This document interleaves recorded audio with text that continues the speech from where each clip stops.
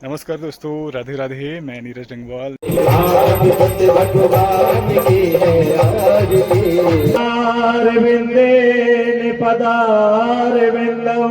Grass था वो हाथ में रह गया, जो मुंह का ग्रास था वो मुख में रह गया। नंद बाबा बोले चिंता मत करो, मैं बालकों के साथ पहले जा रहा हूँ और अपने कन्हैया और बलराम की रक्षा करूंगा।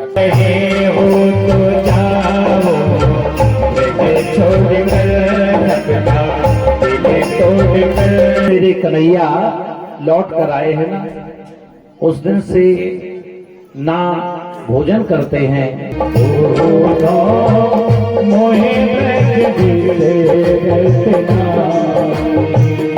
जिसने मुझ ब्रह्म को अपनी उंगली पे नचा दिया हो उसको आप अज्ञानी कह रहे हैं। अगर ये अपना रथ और कपड़े नहीं देते तो वहां के जितने भी उनके सखा है वो दूसरे की तरफ देखते भी नहीं थे। प्रेम की पराकाष्ठा देखिए कि जहां की जड़ वस्तु भी कृष्ण के प्रेम में डूबी हुई थी। जैसे ही महल में पहुंचे चारों तरफ से जय श्री कृष्ण, जय श्री कृष्ण। जिस दिन से कन्हैया गया ना, उस दिन से हमारी दुश्मनी तो निद्रा से हो गई। देखो ग्वालिन गोपियां उद्धव को जवाब दे रही है, अरे उद्धव, निर्गुण का अर्थ होता है जिसमें प्राकृतिक गुण नहीं हो, और सगुण का अर्थ होता है जिसमें दिव्य गुण विद्यमान हो। उद्धव ध्यान देना, चाहे जीवन भर भी ना मिले, उनकी याद में रोते रोते हम जीवन निकाल दें। बोले जो मुझसे इतना प्रेम करता है मुझसे दूर नहीं रहता है। तुम्हें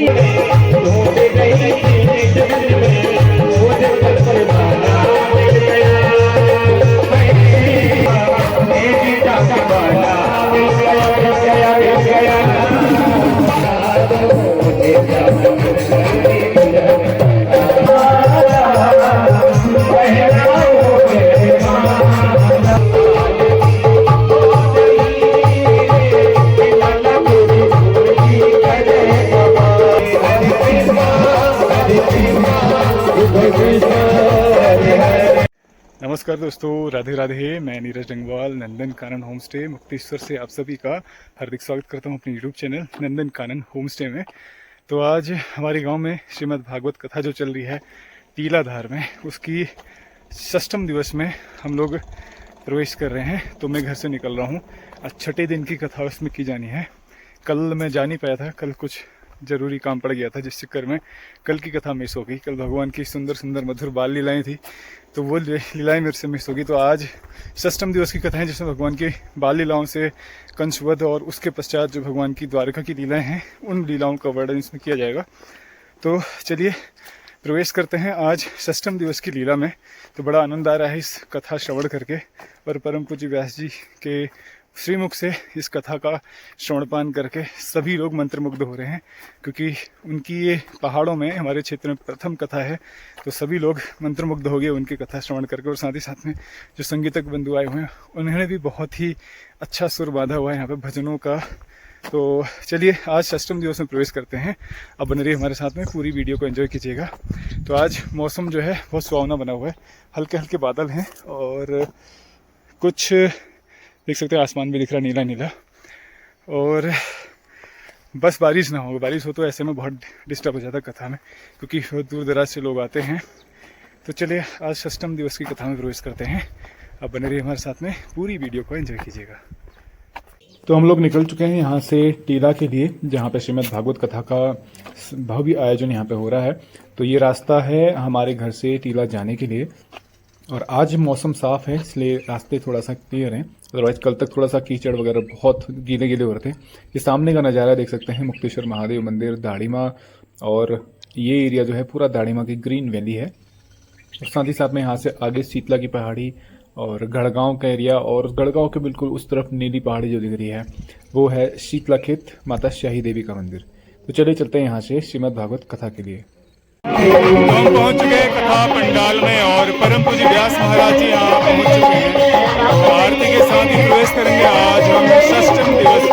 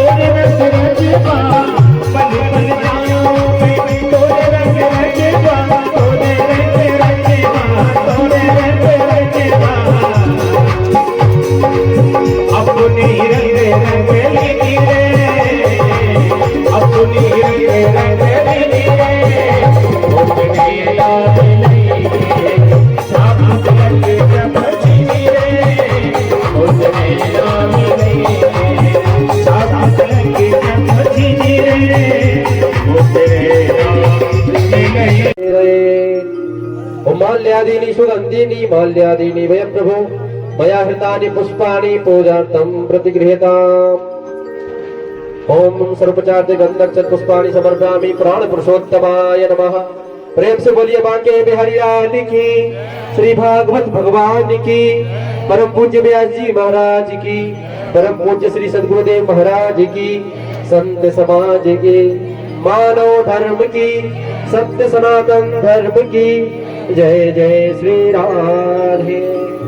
आइए मनसो जात चक्षो शूर्जो अजायत सूत्राध्वाय च प्राण च मुखा श्री भागवत भगवान की है आरती। पापियों को पाप से आरती, श्री भागवत भगवान की है आरती। पापियों को पाप से भगवान की है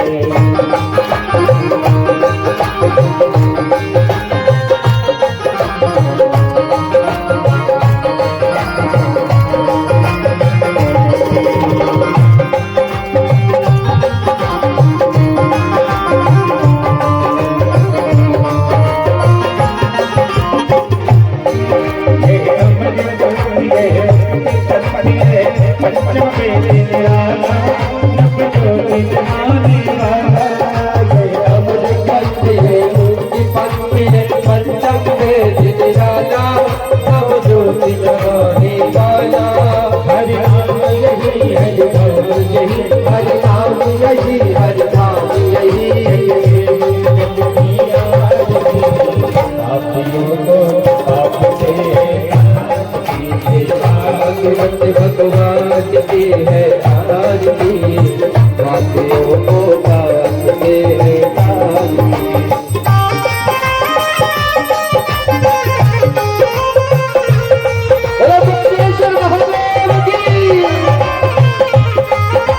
की सेवा करते हुए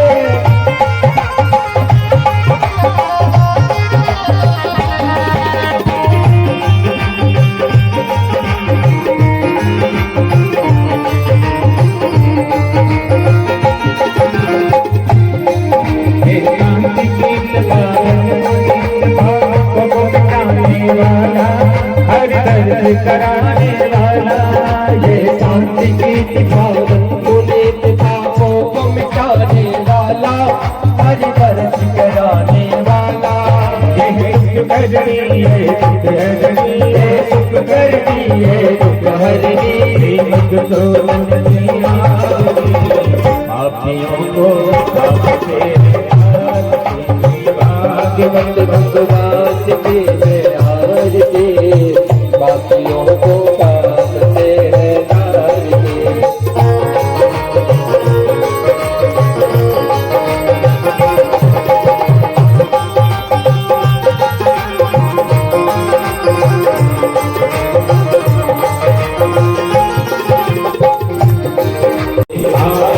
भगवान की है आरती।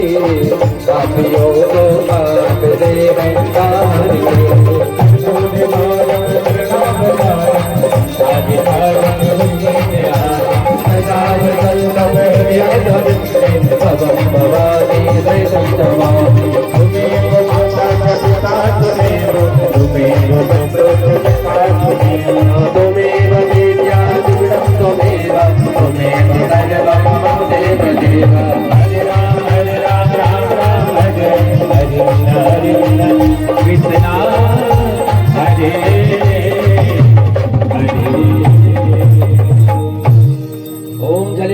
शीतले करुणम आरोग्यार्थे आत्मदेवादिवंदनम। जय जय श्री राधे, जय जय श्री राधे श्याम। नारायणं नमस्कृत्य नरं चैव नरोत्तमं, देवी सरस्वती व्यासं तदो जय मुदे।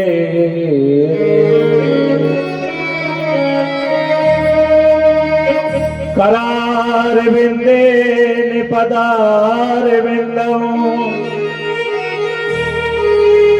मुखार बिंदम बिनवेशयन्तम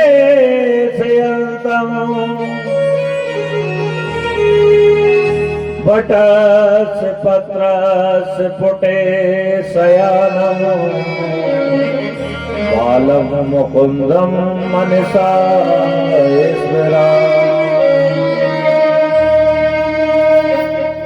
सच्चिदानंद रूपायो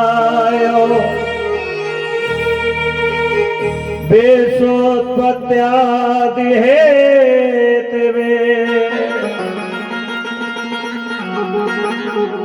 तापत्रय विनाशा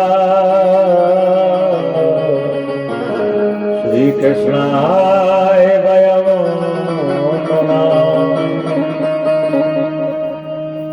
जय जय श्री राधा रमण, जय जय नवले किशोर, जय गोपी चित चोर प्रभो, जय जय माखन चोर।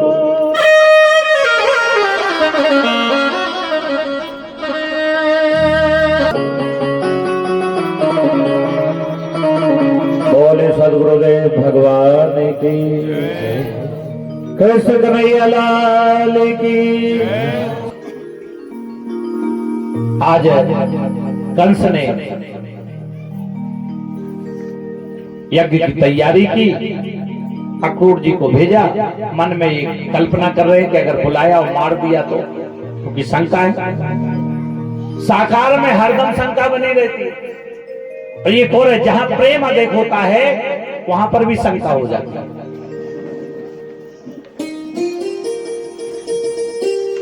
अब अक्रूर जी का प्रेम अधिक था। 2 घंटे का रास्ता भी नहीं था, मात्र आध घंटे का रास्ता था। अक्रूर जी ने सोचा कि आज जाऊंगा, उससे बात करूंगा, वो संसार का रचयिता है, उससे मिलूंगा। तो खो गए। रथ कहीं जा रहा है, घोड़े कहीं जा रहे हैं, वो बिल्कुल ध्यान में मग्न हो गए। जहां रास्ता आध घंटे का था वहां 6 घंटे में पहुंचे। शाम हो गई। उधर से बलराम और कृष्ण आ रहे थे तो देखा कि काका जी आ गए हैं, और जाकर के बलराम और कृष्ण चरणों में गिरे। तो अक्रूर जी हाथ पकड़ने लगे। बोले कन्हैया यही नाटक तो तुम्हारा समझ में नहीं आता। बोले काका आप जानते हैं मैं कौन हूं, लेकिन आप रिश्ते में तो मेरे काका हैं। बोले सुनोगी नहीं मैं क्यों आया हूं? बोले मुझे पता है आप मुझे लेने आए, लेकिन ध्यान देना ये ब्रजवासियों से मत बताना।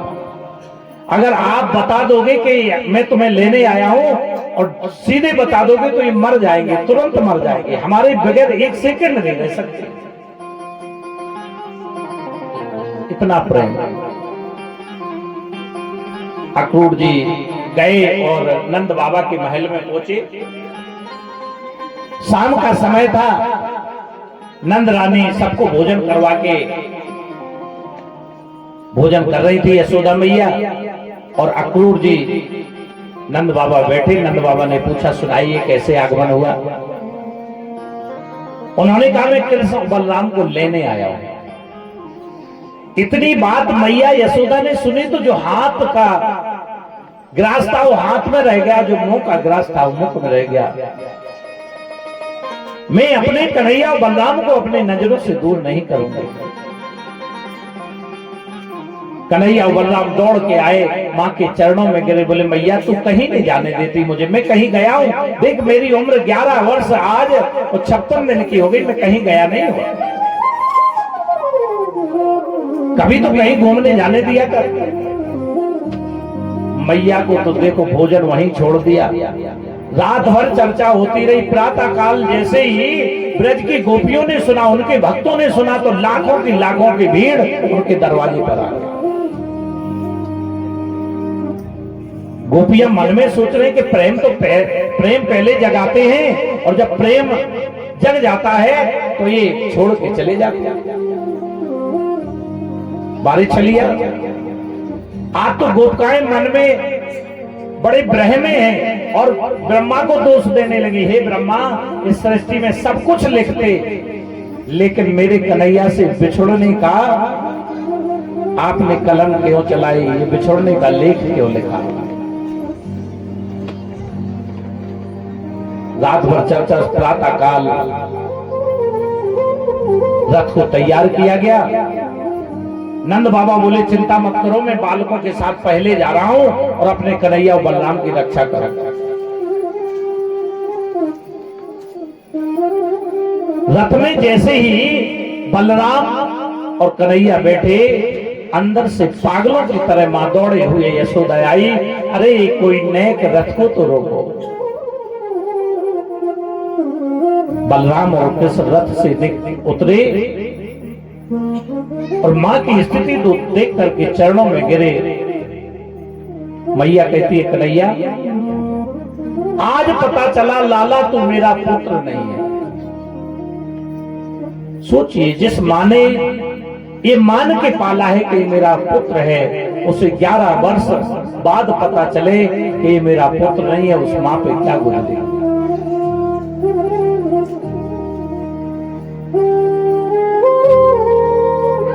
कन्हैया मैं इसलिए नहीं रो रही हूं कि तू मुझे छोड़ के जा रहा है, मैं रो तो इसलिए रही हूं कि थोड़े से माखन के लिए मैंने तुझे उखल से बांध दिया। अगर मैं जानती कि तू मेरा पुत्र है तो मैं तेरे साथ ये, तू मेरा पुत्र नहीं है तो मैं तेरे साथ ये व्यवहार कभी नहीं करता। सारे संसार को चलाने वाला वो भगवान कृष्ण आज हिलकियां मार के मां के प्रेम में रो रहा है और अपनी मां को हृदय से लगा लिया। मां, कौन कहता है कि मैं देवकी नंदन हूं?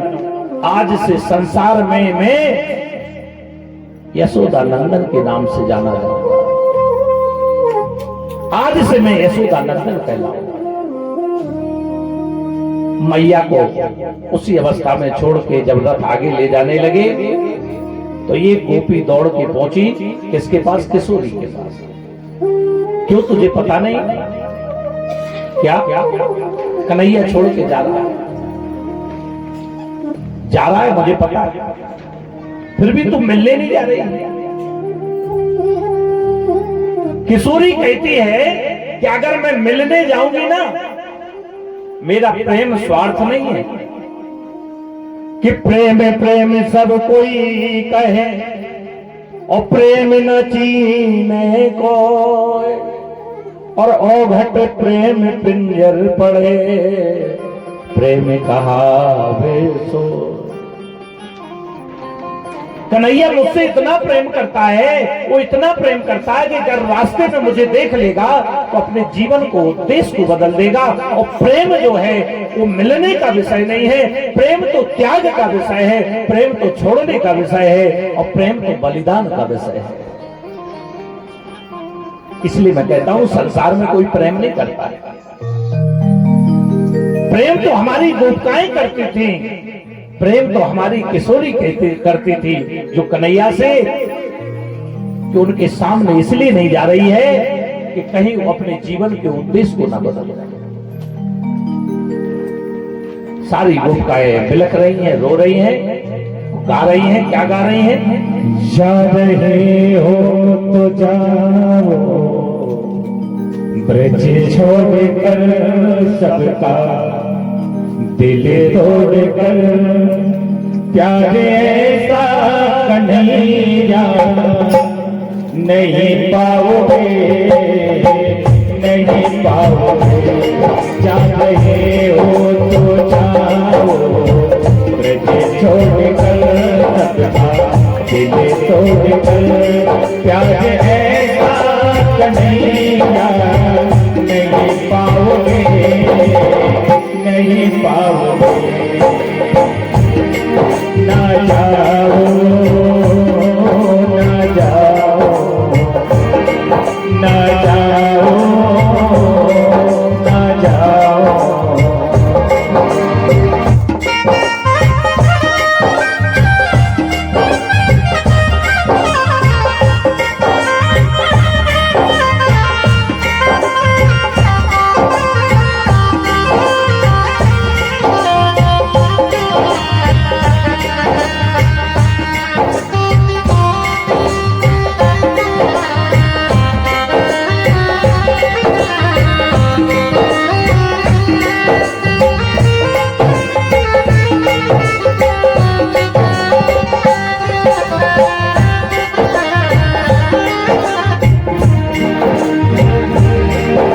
लगाए कसम की ये जानिया तेरे बचपन की साथी सावरिया सावरिया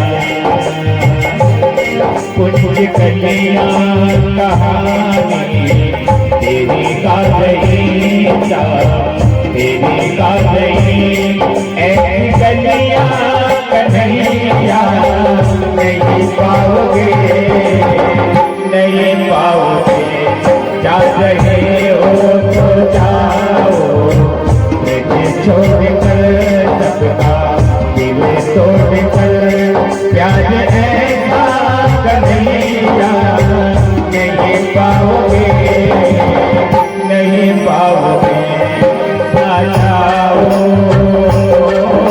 ना जाओ ना जाओ ना जाओ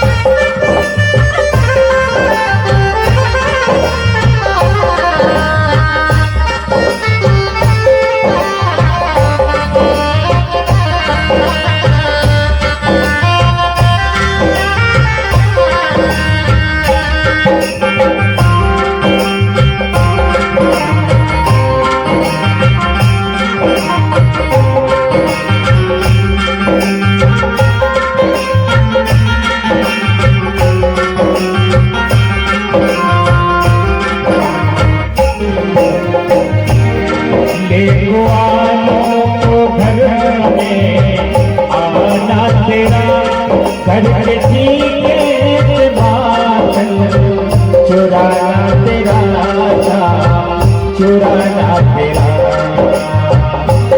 स्वाद माखने का जैसा ब्रज में मिला ब्रज में मिला ऐसा स्वाद ऐसा कन्हैया नहीं पाओगे नहीं पाओगे जा रहे हो तो जाओ ब्रज छोड़ कर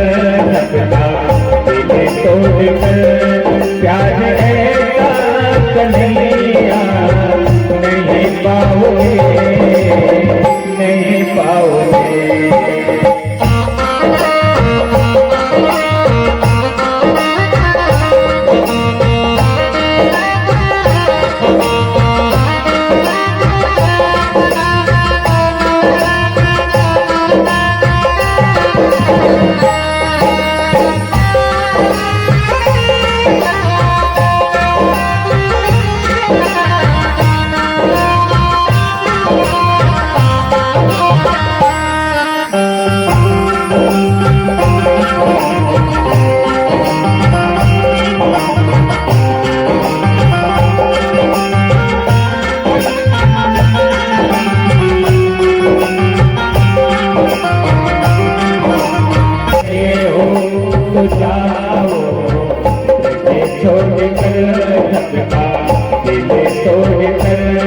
प्यार ऐसा कन्हैया नहीं पाओगे नहीं पाओगे प्यार ऐसा कन्हैया नहीं पाओगे नहीं पाओगे प्यार ऐसा कन्हैया नहीं पाओगे नहीं पाओगे ना जाओ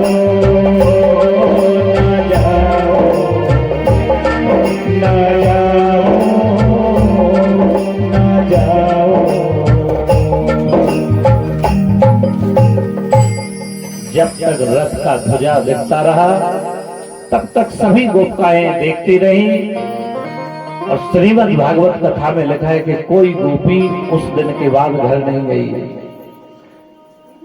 ये तो है वहां के मानव का हाल, लेकिन जानवरों का देखिए, किसी गाय ने इसके बाद चारा नहीं चरा, किसी बछड़े ने दूध नहीं पिया। ये जड़ वस्तुओं की स्थिति है।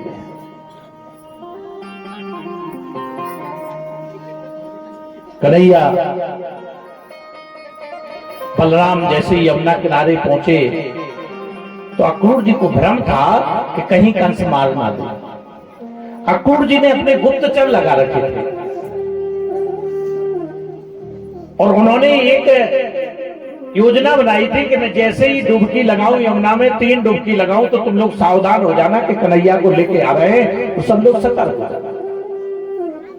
जैसे ही अक्रूर जी ने रथ को किनारे खड़ा किया और यमुना में डुबकी लगाई तो भगवान ने चतुर्भुज रूप में दर्शन दे दिए और जो बलराम थे वो शेषनाग के रूप में उनका ऊपर फन किए हुए हैं। अक्रूर जी ने देखा कि ये कन्हैया का तो हम रथ में छोड़ाए और ये अंदर कैसे। तुरंत यमुना से ऊपर देखा तो वो रथ में मुस्कुराए, दोबारा डुबकी लगाई, वही नजारा देखा, समझ गए ये तो साक्षात भगवान है, इनको कौन मार सकता। यमुना नदी को पार किया, सारे उनके जो गुप्तचर से उनसे कह दिया कि अब कोई इसकी जरूरत नहीं है, ये तो साक्षात ब्रह्म है। उधर नंद बाबा और बालक पहले से पहुंच गए थे। अक्रूर जी ने कहा कि चलिए मेरे घर, बोले अभी मैंने जो काम करना है उसके लिए। अब कोई बालक, सारे बालक हो गए और मथुरा में जाए। कंस ने पहले ही कह दिया था कि कोई कृष्ण का स्वागत नहीं करेगा, लेकिन भक्तों को कौन रोक सकता है। नीचे जाके नहीं तो छत पे ऊपर चढ़ गए और उनके ऊपर फूलों की वर्षा करेंगे। अब कुछ बालकों ने कहा कन्हैया अच्छा नहीं लगता, देखो उत्सव चल रहा है और हमारे पास कपड़े नहीं है। कन्हैया भी सिले कपड़े नहीं पहने, पैर में जूते नहीं थे। परीक्षित महाराज बोले ये बात समझ में नहीं आई, जिनके पास 9 लाख गायें हो और कन्हैया ने जूता चप्पल नहीं पहने, खड़ाऊ नहीं पहने। सुखदेव जी कह रहे हैं कि परीक्षित ये विषय बड़े ध्यान देने का है। कन्हैया के जितने बालक, जितने उनके सखा थे वो सब गरीब थे, उनके पैरों में पहनने के लिए खड़ाऊ चप्पल नहीं थे, इसलिए कन्हैया ने भी उनके साथ रहते हुए और कभी चप्पल खड़ाऊ नहीं पहना। क्यों? क्योंकि मेरे सखाओं का अपमान होगा।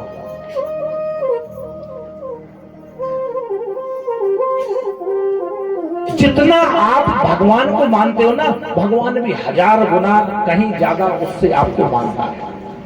अब आपका जुड़ाव कितना है ये आपके ऊपर है।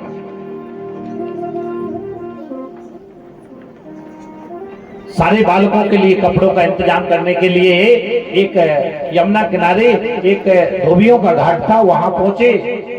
एक ठूटा नाम का धोबी था, उससे बोले मामा जी कपड़े दे दीजिए। अब वो कपड़े तो सैनिकों के थे, वो बड़ा भक्त था कंस का, मारने दौड़ा। बोले अरे गमार कहीं कहीं जंगल में रहने वाले, तुम्हें कपड़े चाहिए। जैसे ही मारने दौड़ा, कन्हैया ने एक हाथ लगाया उसका और प्राणांत हो गया, उसका सिर धड़ से अलग हो गया। बोले वृंदावन बिहारी लाल लेके। सारे जितने भी धोबी थे सब भागने लगे घाट से। अरे आ गया पूतना को मारने वाला, अकासुर को बकासुर को मारने वाला, सब भाग गए। कपड़े लूट लिए बालकों ने। अब वो कपड़े पहने वो सैनिकों के थे तो कपड़े कम लगे, जहां से निकले झाड़ू लगाते चल रहे। एक दर्जी के पास पहुंचे, उसने भगवान कृष्ण का भक्त था, उन कपड़ों को ठीक किया, कपड़े हो गए। बोले कन्हैया अब अगर थोड़ा सा माला आला और मिल जाती तो आनंद आ जाता। सुदामा नाम के माली ने माला दे करके उसने भी भक्ति का सर्वांग दर्शन किया। आगे बढ़े तो एक कुबड़ी थी जो कई जगह से टेढ़ी थी, छुपते छुपाते जा रही थी, बड़ी सुंदर सुगंध आ रही थी। कन्हैया ने कहा कि हे शैलेंद्री, कहा उसका नाम शैलेंद्री था। बोले हे सुंदरी कहाँ जा रहे हो? पहली बार उसने पीछे मुड़ के देखा कि मुझे सुंदरी कोई कह रहा है, क्योंकि उसको प्रतिदिन बालक चढ़ाते थे। वो मुड़ के देखा, बोले तुम्हें मैं सुंदर दिख रही? कन्हैया ने कहा मैं तो हर जीव को सुंदर ही देखता हूं। उनकी बातों में इतना रस था कि जो उसका चंदन था ना वो सब बालकों को लगा दिया, उनको भी लगा दिया। कन्हैया ने अपना एक हाथ उसके कमर में लगाया और वो वाकई में सुंदरी बन गई। बोले वृंदावन बिहारी लाल। क्योंकि जब भगवान के सानिध्य में जीव जाता है तो वो अवगुणी होता है, वो बुरे कर्मों का होता है, और जब भगवान का उस पर स्पर्श हो जाता है तो वो पवित्र हो जाता है, वो शुद्ध हो जाता है। धनुष रखा हुआ था, वहां पहुंचे, धनुष तोड़ दिया। जो रखवाली कर रहे थे उनसे लड़ाई हुई, कुबला पेट हाथी को मार दिया। अंदर जब रंग महल में पहुंचे तो 7 महारथी लड़ने के लिए थे, उनको मारा, और कंस का वध करके संसार में जो अत्याचार बढ़ा हुआ था उस अत्याचार को समाप्त किया। बोले वृंदावन बिहारी लाल की जय, बोले कृष्ण कन्हैया लाल की जय। कंस की पत्नियां जब रुदन करने लगी तो मेरे गोविंद ने उनको आत्मा का उपदेश दिया, आत्मा के प्रति उन्हें जागृत किया। क्योंकि हमारे जीवन में जब भी कष्ट आता है तो ये कष्ट कब तक है? जब तक हम आत्मा को नहीं जानते, आत्म उपदेश को नहीं जानते। और जिस दिन जीव आत्मा से जुड़ जाता है, मन ये आत्मा से जुड़ जाता है, उस दिन संसार के सारे कष्ट समाप्त हो जाते हैं। हमारे ये दुख कब तक है? जब तक हम अपने आप को देह मान रहे हैं। क्योंकि भगवान कुछ कहते, अर्जुन मैं देह नहीं हूं, अहम आत्मा गुडाके साथ। हे निद्रा को जीतने वाले अर्जुन, मैं आत्मा हूं, इसलिए आत्म स्वरूप को जानो। आत्मा की शिक्षा देकर के जो कंस की 2 पत्नी थी, एक का नाम था अस्ति, एक का नाम था प्राप्ति, वो अपने पिता जरासंध के यहाँ पहुंची। नाना उग्रसेन को जो जेल में थे उनको गद्दी पर बिठाया, माता पिता को प्रणाम किया। जो वसुदेव और देव की जेल में थे वहां जाकर भगवान कृष्ण ने उनको चरणों में प्रणाम किया। आज एक एक सेकंड में जो माता गिर रही थी देखा तो उसके नेत्रों से अश्रु की जलधारा बहने लगी। आज कन्हैया को स्नान करवाया, मुंडन हुआ, जनेऊ संस्कार हुआ, गुरु आश्रम भेजा।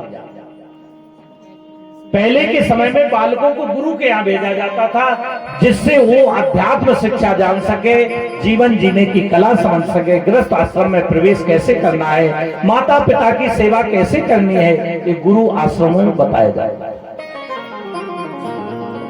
जब से ये हमारे यहाँ भारत अंग्रेजों का गुलाम हुआ और लॉर्ड मैकाले ने हमारी संस्कृति को तोड़ा, गुरुकुल समाप्त किए, तब से हमारे भारत देश की स्थिति खराब हो गई। और ना आज के बच्चे पिता के प्रति क्या धर्म है इस बात को नहीं मानते। क्यों? क्योंकि हम अपने मूल तत्व से बिछड़ गए। जो शिक्षा हमें गुरुजन देते थे, जो शास्त्र की शिक्षा देते थे, आज वो गुरुकुल बचे नहीं।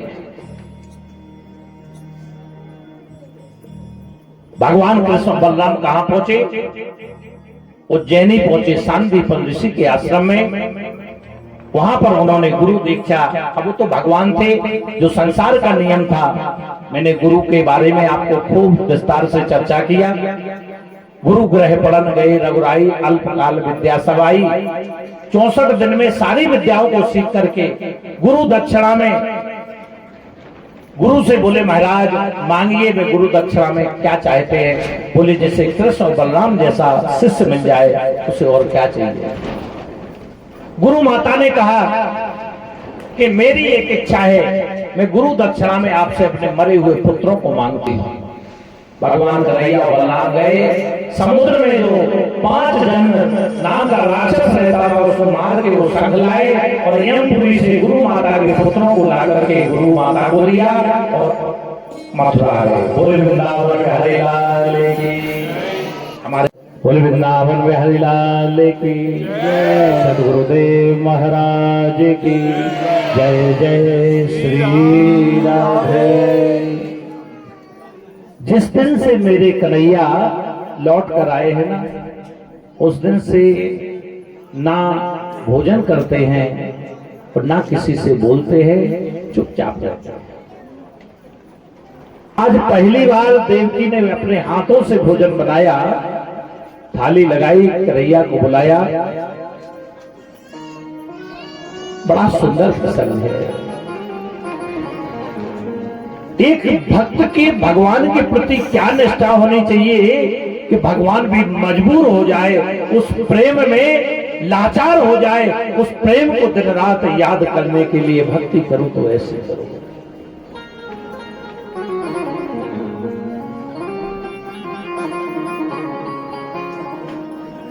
अरे भक्ति तो वही है जिसमें भगवान भक्त के लिए रो दे। भक्ति तो वही है ना।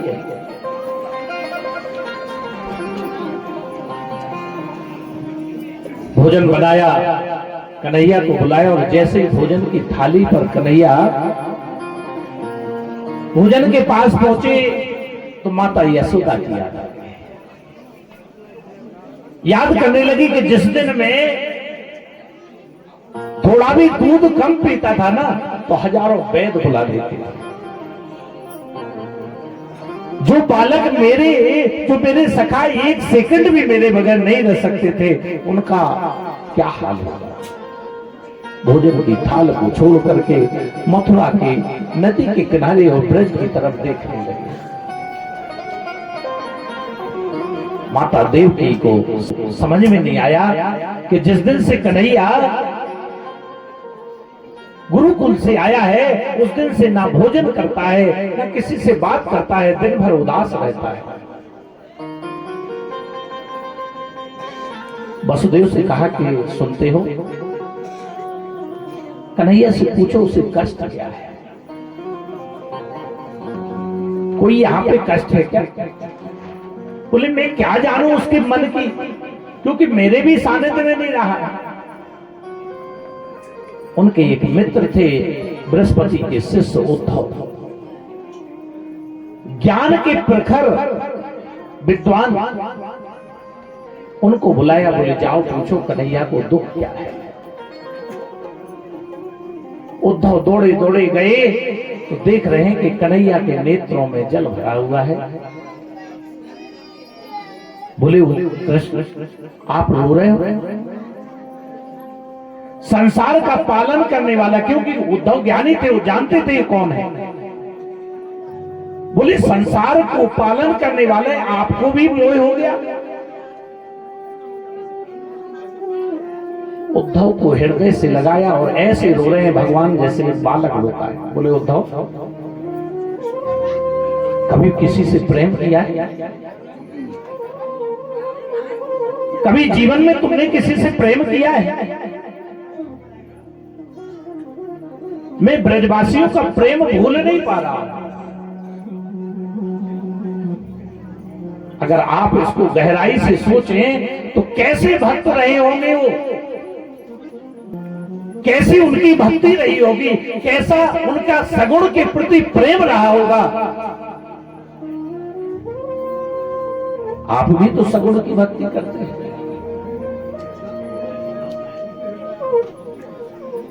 आपका प्रेम और उनका प्रेम देखिए।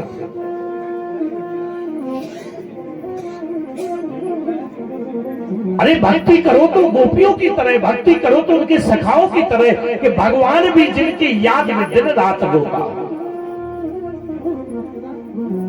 बोले आप भगवानों के रोते हो? इधर तो कहते माया से परे हो और आपको माया घेर। उद्धव क्या करे, याद आता वो सीधी मां मेरी जिससे मैं कह के आया हूं कि परसों आ जाऊंगा, आज बरसों बीत गए और मैं गया नहीं। उस मां की स्थिति कैसी है? उद्धव मोहे ब्रज बिसरत नाही, उद्धव मोहि ब्रज बिसरत नाही, उद्धव मोहि ब्रज बिसरत नाही।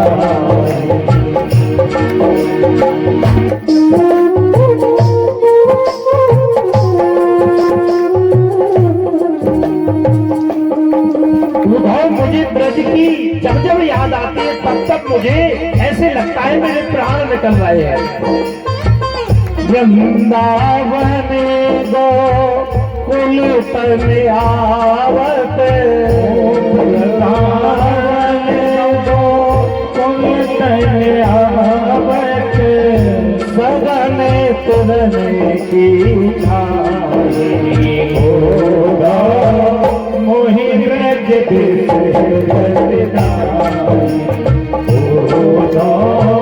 मोहि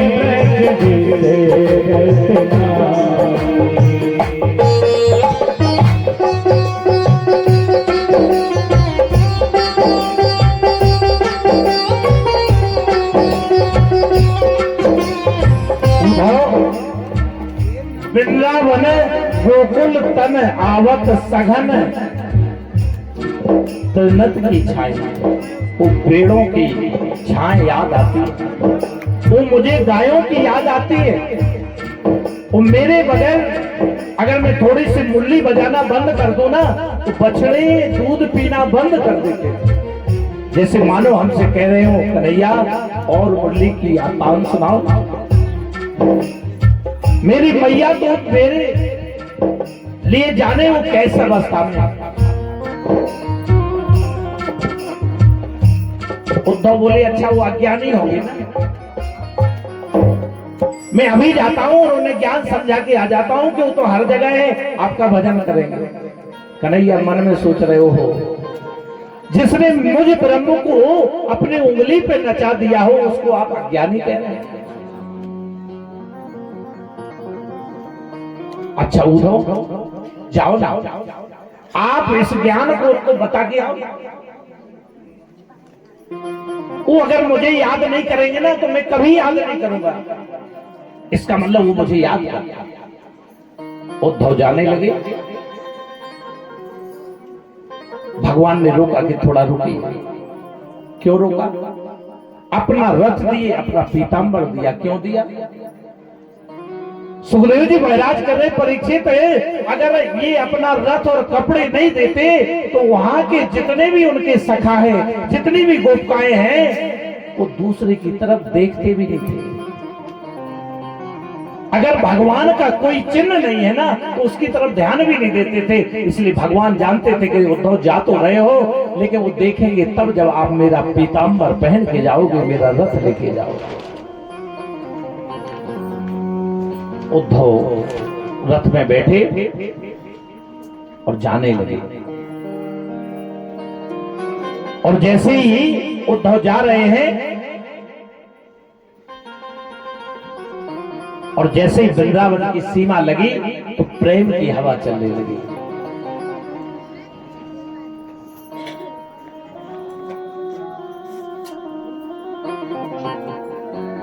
जहां से भगवान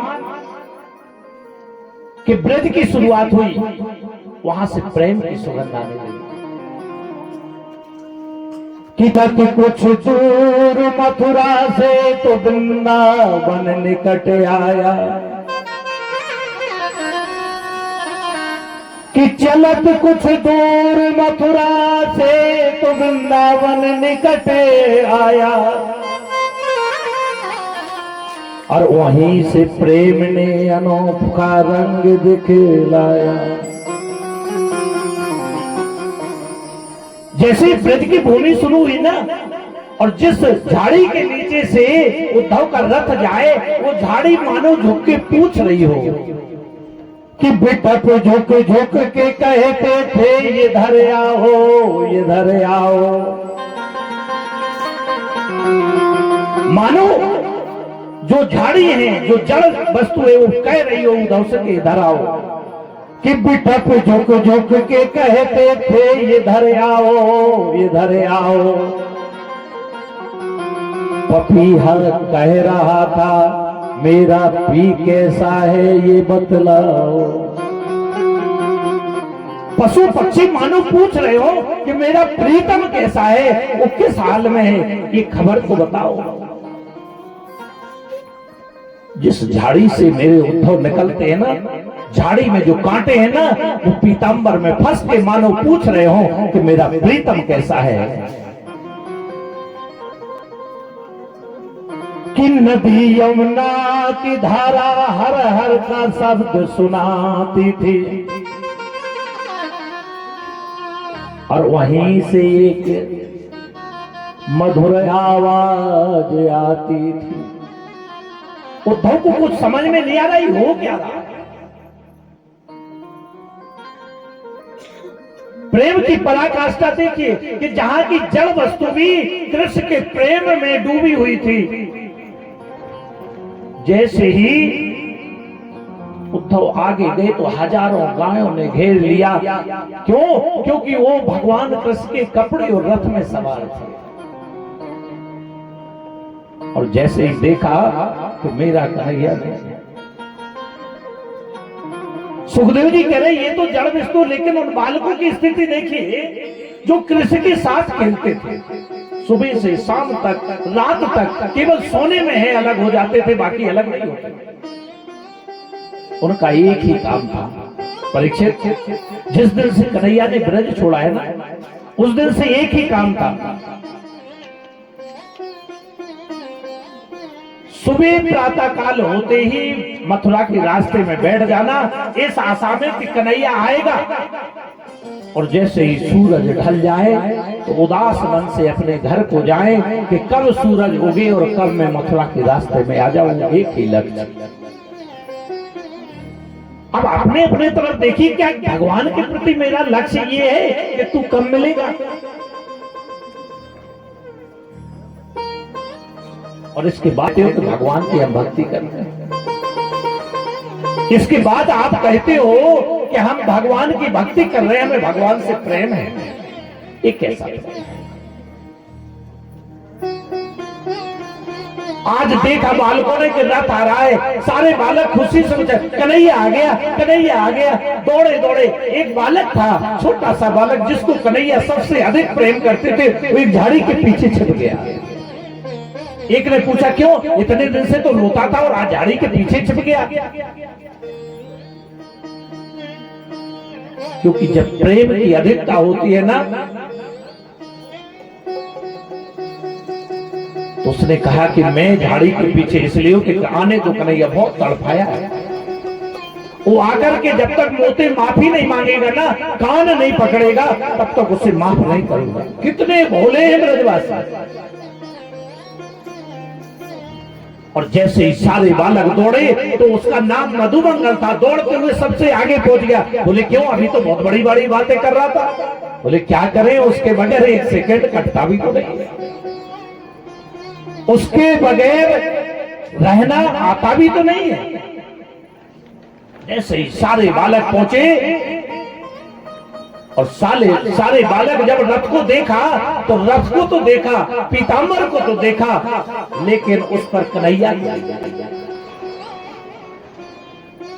मेरे मित्र नहीं है। तो आज पहली बार खूब फूट फूट के इसलिए रो रहे हैं कि अभी तक तो आशा थी कि कन्हैया से मिलेंगे, लेकिन आज आशा वो टूट गई। बाहर कन्हैया इतने दिन बाद याद आई तो वो भी अपने मित्र को भेज दिया। अच्छा एक बात और, किसी व्यक्ति के मिलने की आशा हो तो उस आशा में व्यक्ति जीता रहता है, और जिस दिन आशा टूट जाए तो आज उनके सारे जीवन की आशा टूट गई कि अब कन्हैया हमसे कभी नहीं मिलेगा। उदास होकर जाने लगे। उद्धव ने एक कृष्ण के सखा से पूछा क्यों भैया?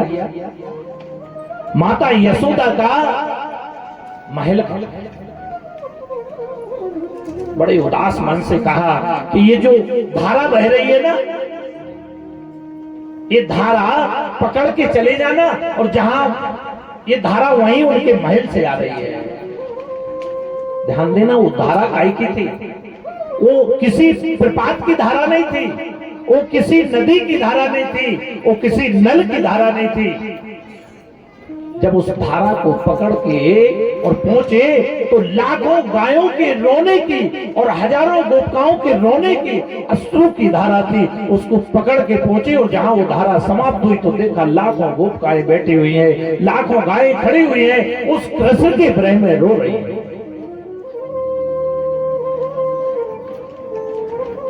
जैसे ही महल में पहुंचे चारों तरफ से जय श्री कृष्ण, जय श्री कृष्ण, केवल कृष्ण की आवाज आ रही है।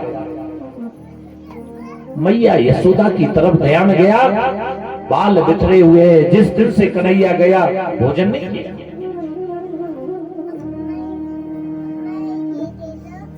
और आज सारे जीवन हमसे भगवान अलग रहता है और हमको भगवान के लिए क्या हमारी तड़पन ऐसी होती है। धन्य हो भक्त ब्रजवासी। इसीलिए तो आज ब्रज का प्रेम जैसा प्रेम किसी कथा में नहीं आता है। अगर प्रेम की पराकाष्ठा देखना है तो ब्रज में देखिए।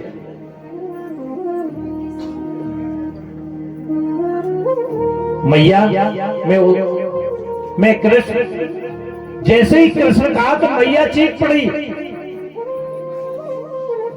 मुख में उंगली रख के, मानो कहना चाहती हो कि मेरा कन्हैया पालने में सो रहा है। तेज आवाज में बात मत करो, वो जग जाएगा। कन्हैया का दिमाग, उद्धव का दिमाग खराब हो गया कि जिसको मैं मथुरा में छोड़ के आया हूं, ये मैया कितनी पागल है, कह रही कि वो पलने में सो रहा है। अरे मैया, मैं उद्धव कृष्ण का मित्र, मुझे कन्हैया ने भेजा है। क्या बात कर रहे, मेरा कन्हैया तो पलने में सो रहा है। हाथ पकड़ के उद्धव का ले गए और जैसे ही देखा कि पलने में कुछ नहीं है, पलना खाली है, तो धड़ाम से मैया गिर पड़ी और बेहोश हो गई। जब उसे चेतना प्राप्त हुई, ऐसे हुई, उद्धव को सुना रही उद्धव, मेरा कन्हैया यहाँ पे खेलता था, यहाँ मेरी रसोई है, यहाँ के रसोई के पास ले गई। याद आ गया कन्हैया कैसे खेलता था, कैसे भोजन करता था, और मैं पागल ऐसे थी कि उसको एक पकौड़ी तक नहीं देती। तभी तो मुझे छोड़े चला गया। ऐसा ऐसे रोई। उद्धव का जो ज्ञान था, आधा ज्ञान समाप्त हो गया। मैया, जो मैं समझ रहा था, आप वो नहीं हो। हजारों युगों में आपके चरणों में मैं बार भी जाऊं, तब भी आप नहीं समझ सकता कि आप कौन हो। रात भर हो मैया से वार्तालाप करते रहे। मैया केवल आंसू की धारा बहती रही। जब मैया का सामना नहीं कर पा रहे तो उन्होंने सोचा मैं गोपियों का सामना कैसे कर। गोपियों की स्थिति देखिए आप। उद्धव गए और एक वृक्ष के पीछे छिप गए। वहां पर कोई कृष्ण बन रही है, कभी वो खेलते हैं, कभी नाचते हैं, कहीं रोते हैं। बैठी हुई है, कोई श्रृंगार नहीं, सादगी में बैठे हुए। एक गोपी ने कहा, क्यों? सुनो, आज मुझे सपने में कन्हैया आया था। आज सपने में कन्हैया ने माखन चुराया और जैसे ही मैंने हाथ पकड़ा तो मेरी नींद टूट गई। एक गोपी सुना रही, सुनो, आज मुझे भी सपने में देखा था।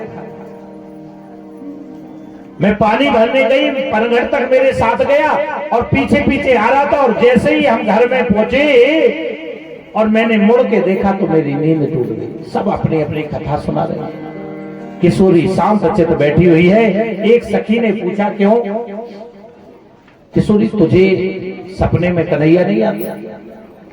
तू तो बहुत प्रेम करती थी उससे। क्या जवाब देती है किशोरी? स्वप्ने पश्यन्त्या कांतम। आप लोग धन्य हैं, आपके चरणों में प्रणाम करती हूं गोपियों कि आपको सपने में कन्हैया के दर्शन हो रहे हैं। लेकिन मेरी परिस्थिति अलग है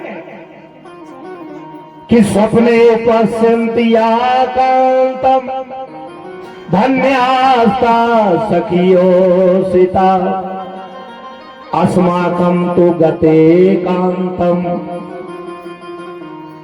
गता निद्रायपि बैरिणी। हे गोपियों, जिस दिन से कन्हैया गया ना, उस दिन से हमारी दुश्मनी तो निद्रा से हो गई, बैरन हो गई ये निद्रा। मैं सोई नहीं हूं, इन आंखों में नींद ही नहीं है, तो मैं सपना किसका देखूं? उद्धव का दिमाग खराब हो गया। हे भगवान, इतने वर्षों के बाद और ये किशोरी सोई नहीं, अद्भुत प्रेम। सोचिए, आज कितने वर्ष हो गए कन्हैया को ब्रज छोड़े, लेकिन किशोरी सोई नहीं। लगन लगन सब कोई कहे लगन न चीने को। लगन तो सब कहते हैं, लगन तो ये है जो गोपियों की है, जो राधा।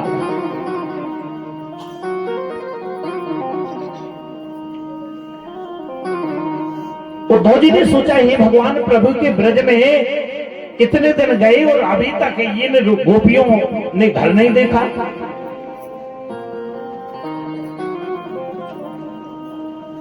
प्रेम में कभी क्रोध भी आता है, अनुराग भी आता है, और मैंने तो निश्चय कर लिया कि जीवन में कभी भी काले से प्रेम नहीं करूंगा। ये गोपी, अच्छा एक बात और है, जब प्रेम में व्यक्ति पगा होता है तो ये भूल जाता है मैं क्या बोल रहा हूं, क्योंकि प्रेम जहां अधिकता हो जाती है तो ये भी भूल जाता है कि हमारा जो प्रेम है वो भगवान से। उड़ता हुआ एक भौरा शब्द करते हुए आया, गोपियों के पास उनके चरणों में प्रणाम करने लगा। एक गोपी बोली, देखो ये भी काला है, ये निश्चित कन्हैया का मित्र है, क्योंकि संसार के जितने काले हैं ये सब धोखेबाज हैं। परसों की कह के गया था, आज वर्षों हो गया, इससे बड़ा दुनिया में धोखेबाज और कौन होगा। उद्धव जी ये देख रहे हैं खड़े हो करके। भौरे ने कहा कि देखो ध्यान देना, मेरे कन्हैया को कोई धोखेबाज नहीं करना कहना। एक गोपी बोली, क्यों ना कहूं।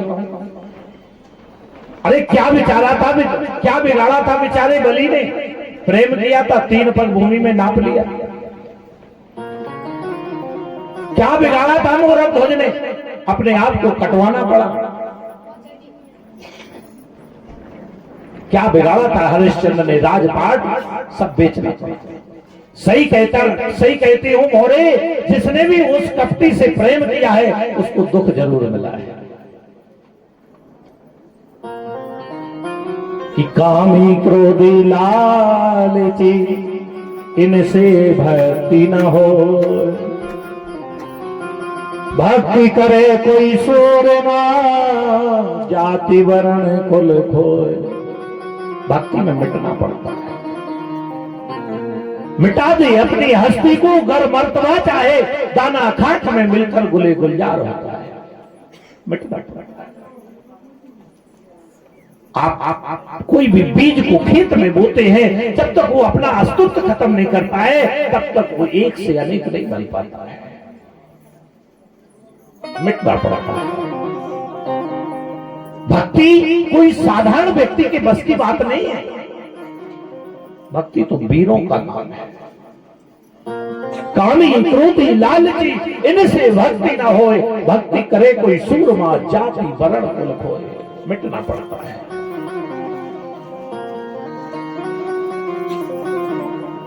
तुरंत दूसरी गोपी हाथ जोड़कर बोली, धर्मर, हम जो भी तुमसे कह रहे हैं ना, मथुरा जाकर मेरे कन्हैया से मत कहना, क्योंकि मन में आ गया तो कह दिया, लेकिन मेरे कन्हैया से मत कहना। मोरा चल गया। उद्धव जी ने देखा आकर और गोपियों के बीच में प्रकट हो गए। हे देवियों, जो मैं आपको समझ रहा था आप वो नहीं, लेकिन सोचा कि थोड़ा प्रयास तो करी। निवेदन केवल आप लोगों से ज्यादा नहीं करना चाहता हूं, एक ही निवेदन है आप लोगों से। क्या? अरे जिस ब्रह्म के लिए आप रो रहे हो ना, वो तो आपके अंदर ही है। वो आपसे अलग नहीं है, हर जगह है। बिन पग चले सुने बिन काना, कर बिन करे करे बिना। तुम उसका ध्यान करो ना, उस अपने मन को उसमें लगाओ, तो तुम्हारा ये जो ग्रह है ये खत्म हो जाएगा। एक गोपी टेढ़ी लगा करके बोली, बाहरे ज्ञानी, बड़ा ज्ञानी है उद्धव, ज्ञानी जरूर हो लेकिन तुम ज्ञान नहीं जानते हो। अरे इन हाथों से मैंने उनको मुख में माखन खिलाया, तुम कह रहे बिन बाड़ी बत्ता बढ़ जोगी, उसका मुख नहीं। वो चल करके आकर के मेरे यहां माखन खाया, तो तुम कहते हो कि उसके पैर नहीं। पागल हो गए।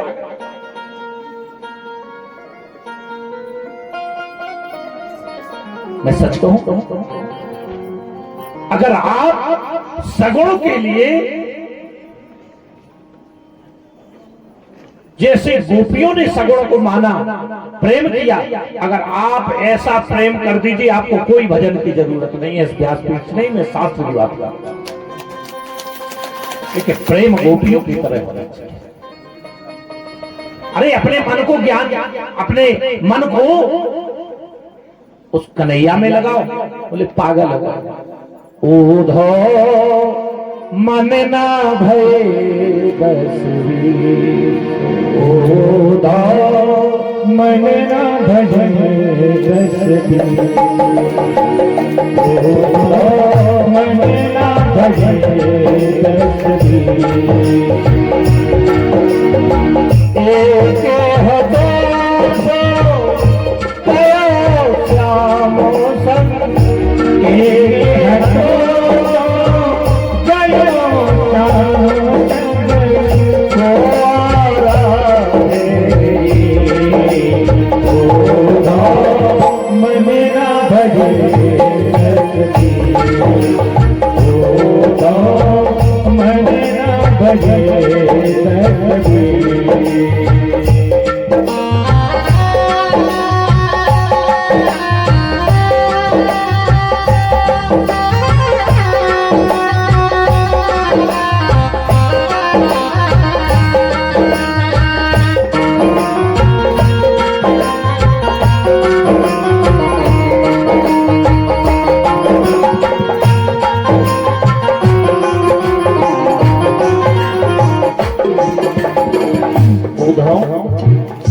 एक मन था वो तो कृष्ण चरणों में बन गया, हम दूसरा मन कहां से लाए?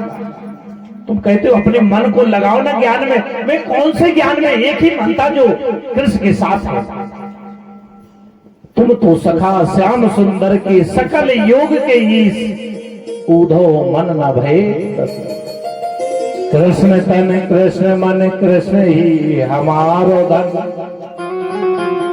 कि कृष्ण तन कृष्ण मन कृष्ण ही हमारो धन, और आठों याम ऊधो हमें कृष्ण से ही काम है। सिवाय कृष्ण के हम और किसी को जानते ही नहीं उद्धव। तुम कहते हो निर्गुण ब्रह्म होता है, मेरे ख्याल से तुम ब्रह्म को नहीं जानते। देखो ग्वालिन गोपियां उद्धव को जवाब दे रही है, अरे उद्धव निर्गुण का अर्थ होता है जिसमें प्राकृतिक गुण नहीं हो, और सगुण का अर्थ होता है जिसमें दिव्य गुण विद्यमान हो। मेरे कृष्ण को निर्गुण इसलिए कहते हो ना कि उसमें संसार के गुण नहीं है, और सगुण वो इसलिए है कि उसमें दिव्य गुण विद्यमान है। तुम कहते हो उसके पैर नहीं होते, पागल हो गए। उधो तुम भय बोरे, पाती लेकर आए दौड़े, योग कौन जाने यहाँ, यहाँ तो रोम रोम में श्याम है उद्धव, रोम रोम में श्याम है। कि मामे गोन गावत पुल के शरीरा, मामे गोन गावत पुल के शरीरा, सब गद गिरा नयन बहेरा, गद गिरा नयन बहेरा। मम गुण गावत पुलक शरीरा, इधर भगवान कहते जो मेरा गुणगान गाते गाते अश्रु की धारा बहने लगती है, तो समझिए उसके अंदर भक्ति स्थित हो चुकी है, भक्ति प्रतिष्ठित हो चुकी है। अश्रु के माध्यम से जब वो अपने सारे विकारों को छोड़ देता है, काम आदि मद दम्भ न जाके तात निरंतर बस बैठा। तुम समझते हो हम रोते इसलिए हैं कि कृष्ण से मिलने के लिए? उद्धव आप क्या समझ रहे हो? हम रो इसलिए रहे कि कृष्ण से मिलने के लिए? अरे तुम सोच रहे हो कि हम रोदन करते हैं केवल कृष्ण से मिलने के लिए उद्धव? तो फिर तुम सुनो, उद्धव बोले क्यों रोते हो? तो फिर ये बताओ। अरे उद्धव यदि हम कृष्ण से मिलने के लिए रोते तो मथुरा यहाँ से थोड़ी दूर पे, ज्यादा दूर नहीं है। हम सवेरे जाते और 2 बार कृष्ण से मिलकर वापस आ जाते। चाहे हमें श्री कृष्ण हृदय से लगा करके, लेकिन हम क्या करें? हमारी प्रतिज्ञा सुन लो।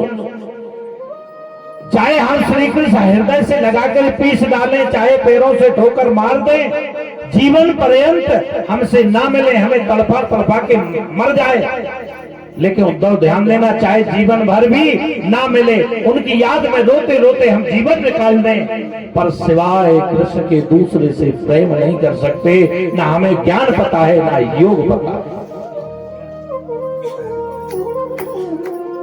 ना मैं ज्ञान को जानती हूँ, ना योग को जानती हूँ। उद्धव गए थे 4 घंटे के लिए, 6 महीने हो गए, ब्रज के प्रेम में खो गए, नहाना भूल गए, प्रेम में ऐसे डूबे उद्धव कि 6 महीने पता नहीं चला कब हो गए। बिखरे हुए बाल लिए आज उन्हें मथुरा का होश आया कि उद्धव सुधो ही चलो, सुन गोपिन के बोल, और ज्ञान बजावे डुगडुगी और प्रेम बजावे ढोल। प्रेम के ढोल के सामने ज्ञान की डुगडुगी को कौन सुने। जैसे उद्धव जी मथुरा में पहुंचे 7 महीने बाद, कहा तो ज्ञान का ये अंदर था कि 2 घंटे में समझा के आ जाऊंगा, और 7 महीने बीत गए। बोल कर गए थे 1 घंटे में आऊंगा। उद्धव जैसे ही पहुंचे तो भगवान मुस्कुरा रहे थे बैठे बैठे। उद्धव की स्थिति देखी, अरे बोले हंस रहे हो, उद्धव बोले हंस रहे आप, जले पे नमक चढ़ा, तुमसे ज्यादा दुनिया में और कोई निर्दयी नहीं है। भगवान उद्धव की बात सुनकर और हंसने लगे। बोले उद्धव हो क्या गया?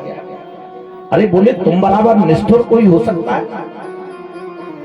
जो मां दिन रात तुम्हारी याद में डूबी हुई है, और उस मां को छोड़ के आ गए और झूठ बोल के कि परसों आ जाऊंगा, आप तक नहीं गए। भगवान मुस्कुरा कर बोले उद्धव आंख बंद करना। और जैसे ही उद्धव ने आंख बंद की तो राधा रानी बगल में बैठाया, सारे जिनके उनके सखा थे वो लीला कर रहे हैं, बोले आंख खोलो। और जैसे ही आंख खोली तो उद्धव ये देखकर दंग रह गया। बोले जो मुझसे इतना प्रेम करता है, मुझसे दूर नहीं रहता है, तुम्हें ये ज्ञान का अभिमान आ गया ना, इसलिए तुम्हें बता रहा हूं कि मेरे जो भक्ति करता है और जो भक्ति के द्वारा ज्ञान को प्राप्त करता है, तो जो मेरे में डूब जाता है उसके जीवन में अभिमान नहीं आता है।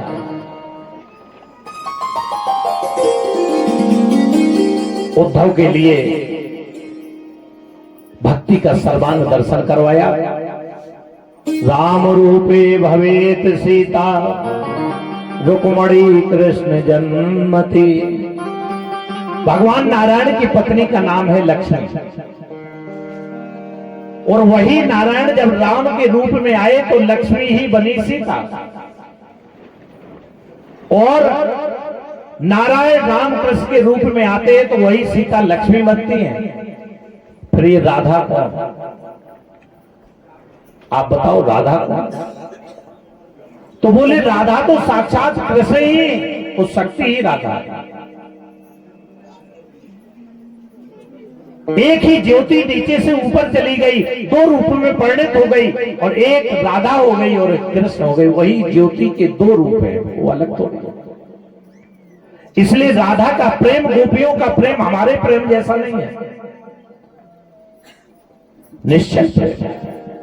निर्गुण ब्रह्म को जो अंगुली पकड़ के नचा दे वो कोई साधारण प्रेम हो सकता है। इसलिए जब भी कथा होती है या संसार में उदाहरण दिया जाता है तो केवल गोपी और कृष्ण के प्रेम को दिया जाता है। आप लोगों से भी आग्रह है कि अगर आप भक्ति लाइन में हैं तो अपने इष्ट से ऐसा प्रेम करिए गोपियों की तरह कि वो इष्ट भी आपके लिए रोने के लिए मजबूर हो जाए। तभी हमारे जीवन की सार्थकता है। यहाँ पर ये सुंदर प्रसंग विराम लेता है, और यहाँ पर 10वें स्कंद की कथा पूर्वार्ध की विराम लेती है। बोले वृंदावन में हरे लाल की, बोले कृष्ण कन्हैया लाल की। अंजलि गई थी ब्रज में, कोई नहीं था मेरे मन में, ब्रज में कोई नहीं था मेरे मन में, मोर पंख वाला मिल गया। मोर पंख वाला मिल गया, मोर पंख वाला मिल गया, मोर पंख वाला मिल गया। अकेली गई थी ब्रज में, कोई नहीं था मन में, अकेली गई थी ब्रज में, कोई नहीं था मन में, मोर पंख वाला मिल गया। एक बार सभी दोनों ताली से करते, अरे मोर पंख वाला मिल गया, मोर पंख वाला मिल गया, मोर पंख वाला मिल गया।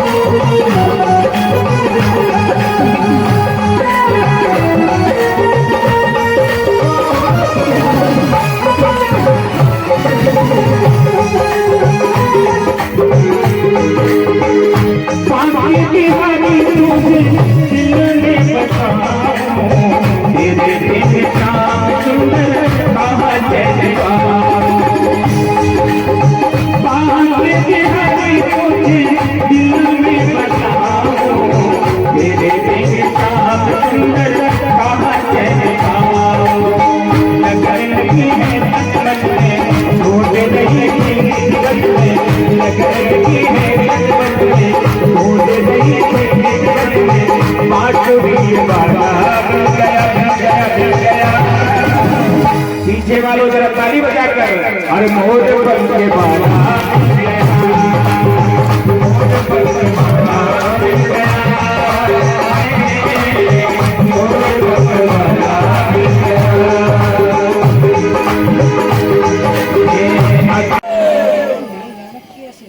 असली प्राप्ति बहुत जल्दी मैं कथा को विराम दे रहा हूं। कंस की जो पत्नी थी अपने पिता के घर गई, उसका नाम था जरासंध। द्वेष भाव से भर गया, आक्रमण किया। एक बार नहीं 17 बार आक्रमण किया। 17 बार भगवान ने उसे बंदी बना के छोड़ दिया। 18वीं बार काल एवं को लेकर के आया, 18 अक्षणी 27 अक्षणी सेना लेकर के, और जरासंध ने ब्राह्मणों को और संतों को बुलाकर अपने घर में रख दिया कि जो भी तुम्हारा भक्ति है यहाँ पर लगाइए, यज्ञ करिए, कुछ भी करिए। अगर आपकी बार में हार गया तो तुम सबको मृत्यु दंड दूंगा। अब भगवान ने ये समझा कि मैंने जो अवतार लिया है वो संतों ब्राह्मणों के लिए लिया है। जब जब हो धर्म की हानि बाढ़ अब हम तो ब्राह्मणों का और संतों का ध्यान रखने के लिए आए हैं, और हमारे कारण अगर ये मर जाएं तो भगवान ने बलराम से कहा सुनो आज युद्ध नहीं लड़ना है। बोले क्यों? बोले युद्ध क्षेत्र से भागना है। बोले पागल हो गए हो, हम क्षत्रिय हैं, लोग क्या कहेंगे? बोले रण चोर कहेंगे। बोले क्या फर्क पड़ता है, कोई माखन चोर कहता है, कोई कुछ कहता है, एक नाम और मिल जाएगा, देंगे ही तो लोग, छुड़ाएंगे तो। जैसे ही कालेवन आया और थोड़ी देर तक लड़े और दोनों भाई रण से भागे, तो कालेवन कहता है और जरासंध अरे रणछोड़ कहाँ जा रहा है? एक नाम पड़ गया रणछोड़। बोले रणछोड़ भगवान की। जाकर के एक पर्वत पर छिप गए। उधर जो कालेवन पीछे जा रहा था उस पर्वत पे चढ़ा और आगे जंगल में पहुंचे तो एक गुफा में मुचकुंद ऋषि तप कर रहे थे। उस गुफा में पहुंचे तो भगवान ने अपना पीतांबर उड़ा दिया। कालेवन गया, उसने लात मार के ऋषि को उठाया, और मुचकुंद ऋषि कब से सो रहे थे? सतयुग से। देवासुर संग्राम लड़ते लड़ते उनकी कई पीढ़ी बीत गई। तो इंद्र ने कहा महाराज मांगिए। बोले अब क्या मांगे? परिवार ही नहीं है, अब तो मुझे थक गया हूं, तो सोने का वरदान दीजिए। तो बोले जाओ सो। बोले कब उठेंगे? बोले जब हम उठे तो भगवान हमारे सामने। तो द्वापर में भगवान श्री कृष्ण आए, और जैसे ही उन्होंने लात मार के मुचकुंद ऋषि को उठाया, उनका तीसरा नेत्र खुला और कालेवन जल के खाक हो गया। उनको भक्ति का सर्वांग दर्शन दे करके और वापस आए तो रातों रात द्वारकापुरी का निर्माण किया। विश्वकर्मा जी को आदेश दिया, और सोते हुए जो ब्रजवासी उनके साथ जाना चाहते थे वो द्वारका में ले गए, और बाकी ब्रज में ही रहे, और द्वारका में जाकर के वो द्वारकाधीश बन गए। बोले द्वारकाधीश भगवान ने की। अब बलराम का विवाह होगा, तो रेवती के साथ बलराम का विवाह हुआ। एक भीष्मक राजा था, उसके 4 पुत्र थे। उसमें बड़े का नाम रुक्मी था, पुत्री नहीं थी। एक दिन वो घूमते घामते समुद्र के किनारे गए तो एक कमल के पुष्प पर एक छोटी सी बच्ची मिली, उसको अपने घर ले आए। वही आगे जाकर रुक्मणी बनी, वही लक्ष्मी है, और उनका नाम रुक्मणी रखा गया। रुक्मणी जब बड़ी हुई तो उन्होंने मन में संकल्प लिया कि मैं पति रूप में केवल और केवल अपने भगवान द्वारकाधीश से विवाह करेंगे। लेकिन कहते जब घर में बड़े बच्चे हो जाए ना तो पिताजी की नहीं चलती। पिताजी ने तो मन में सोचा कि हम अपनी पुत्री का विवाह द्वारकाधीश से करेंगे, लेकिन रुक्मी जो था वो भगवान से द्रोह करता था। उसका मित्र शिशुपाल था, उसने शिशुपाल को बुलाकर सगाई कर दी। रुक्मणी जी ने एक ब्राह्मण को बुलाकर पत्र लिखा। ब्राह्मण देवता पत्र लेकर गए और भगवान को पत्र दिखाया। बड़ा सुंदर उसमें लिखा है। उस पत्र को जैसे ही उन्होंने पढ़ा और पढ़ करके रथ को सजाया और जाकर के रुक्मणी ने सब लिख दिया था कि मैं दुर्गा पूजन के लिए आऊंगी, वहीं से आप मुझे हरण करके ले आए। वैसा ही किया, और जैसे ही हरण करके भगवान जाने लगे तो शिशुपाल ने और रुक्मणी ने आक्रमण कर दिया, रुक्मी ने, और भगवान ने उनको बंदी बनाया और उनका सिर मुड़वा करके अपने रथ में बांध दिया। इधर से बलराम जी नारायणी सेना लेकर के पहुंच गए, उनको छुड़ाया। बोले हमारे रिश्तेदार हो गए। समझौता हो गया, रुक्मणी को वापस उनके घर भेजा गया। इधर द्वारका से बारात जा रही है और हमारे ठाकुर जी के विवाह की कथा हो रही है। तो ये जो कथा है ना, ये प्रेम की कथा है। भक्ति जो कैसी है, कभी रुलाती है, कभी हंसाती है। तो अभी बड़ी भावनात्मक कथा थी। आइए अब रुक्मणी और कृष्ण के विवाह का आनंद उत्सव मना रहे हैं और इसी के साथ आज की कथा यहाँ पर विराम लेगी और आरती होने के बाद प्रसाद लेके जाएंगे। तो आप बड़े भाग्यशाली हैं कि संतों के सानिध्य में और हम लोग द्वापर युग की कथा को सुन रहे हैं। ये जो कथा मैं बाहर सुना रहा हूँ, ये आपके अंदर हो रही है। तो वो कथा अंदर को भी जान लीजिए। जो कृष्ण की हम बाहर चर्चा कर रहे हैं, वो कृष्ण हमारे अंदर ही लीला कर रहा है। उसको समझ करके अपने जीवन को धन्य करें। लगा दो मुझे सजा दो, कैसे?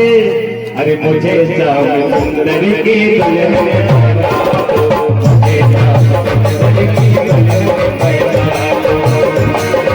आओ मेरी दुनिया मुझे मेरी लगा दो, आओ मेरी दुनिया मुझे मेरी लगा दो, मेरी लगा दो मुझे सुंदर सजा दो, मेरी लगा दो मुझे सुंदर सजा दो, मुझे समुंदर की दुनिया पैदा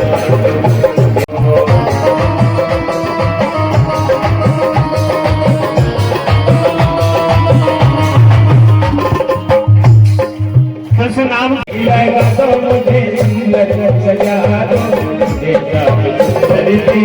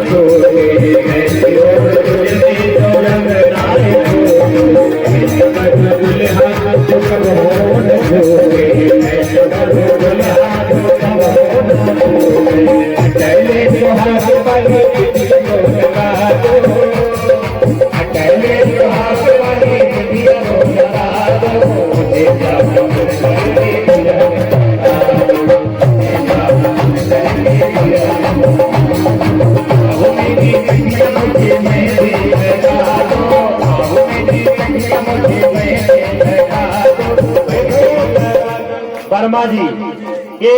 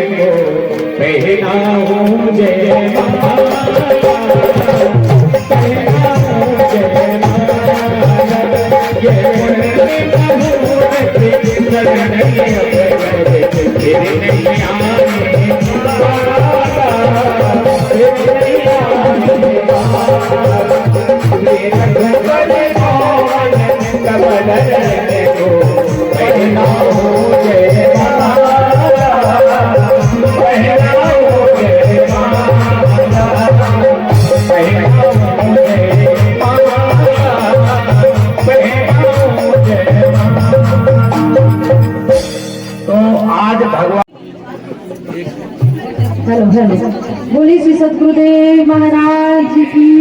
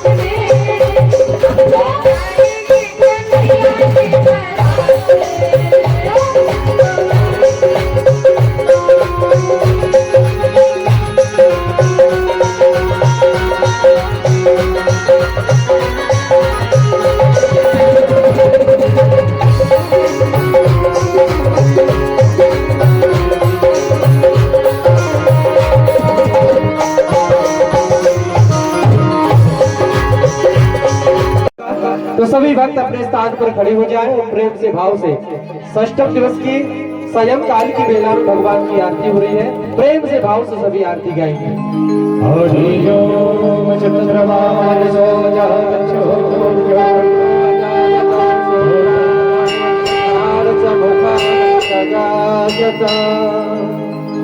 आरती हो रही रे लाला तेरे मुरली करे तुम।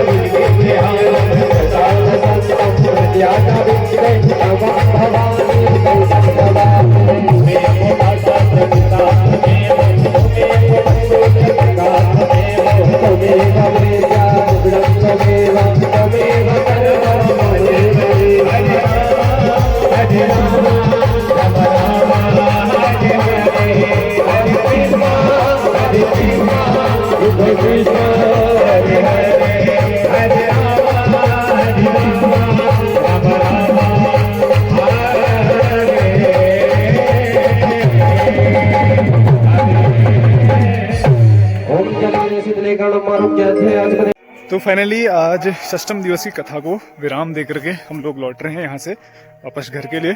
तो अभी शाम हो चुकी है। आज भी वही परसों की तरह करीब 6:15 का समय हो रहा है। मतलब परसों भी कथा बहुत लंबी रही और आज भी कथा बहुत लंबी रही। बड़ा आनंद आया आज भी कथा में, क्योंकि भगवान की सुंदर भावपूर्ण कथा इसमें श्रवण करने को मिली। तो आज की वीडियो को यहीं पर स्टॉप करते हैं, क्योंकि भगवान की बहुत सी मधुर लीलाएं हमें श्रवण करने को मिली और लगातार इस प्रकार से 6 दिनों से बहुत सुंदर भाव प्रवाह कथा का यहाँ पे श्रवण करने को अवसर मिल रहा है। तो कल जो है सप्तम दिवस की कथा होगी और उसके पश्चात फिर परसों जो है भंडारा है यहाँ पे। तो सभी आमंत्रित हैं भंडारे में और कल की कथा आखिरी दिन की कथा है सप्तम दिवस की। तो कल की कथा में भी इसी प्रकार आने का हम प्रयास करेंगे और कल की कथा को भी इसी प्रकार श्रवण करने का प्रयास करेंगे और कोशिश करूंगा कि आप लोगों को भी श्रवण करा पाऊँ। तो आज की कथा में बहुत ही अद्भुत प्रसंग भगवान का, जो भगवान जब वृंदावन से ब्रज छोड़ के जाते हैं और उसके पश्चात गोपियों से जो उनका संवाद होता है और उसके बाद कंसवध के बाद जब उद्धव जी आते हैं, उद्धव गोपी संवाद, बहुत ही मधुर लीला और जो भाव पूर्ण भक्ति है, भाव की जो चर्चा आज की गई अद्भुत रही। तो चलिए आज की वीडियो को ही स्टॉप करते हैं। उम्मीद करता हूँ आपको ब्लॉग पसंद आया होगा। ब्लॉग पसंद आए प्लीज़ को लाइक कीजिए, शेयर कीजिए और कमेंट कीजिए। साथ ही साथ बेल आइकन प्रेस करना मत भूलिए। बेल आइकन प्रेस कीजिए ताकि कोई भी हमारा नया ब्लॉग पब्लिश होगा तो नोटिफिकेशन के माध्यम से आपको मिल जाएगा। तो हमेशा से हमारे साथ ऐसे बने रहने के लिए आपका बहुत बहुत धन्यवाद। मिलते हैं नए ब्लॉग में, तब तक के लिए राधे राधे।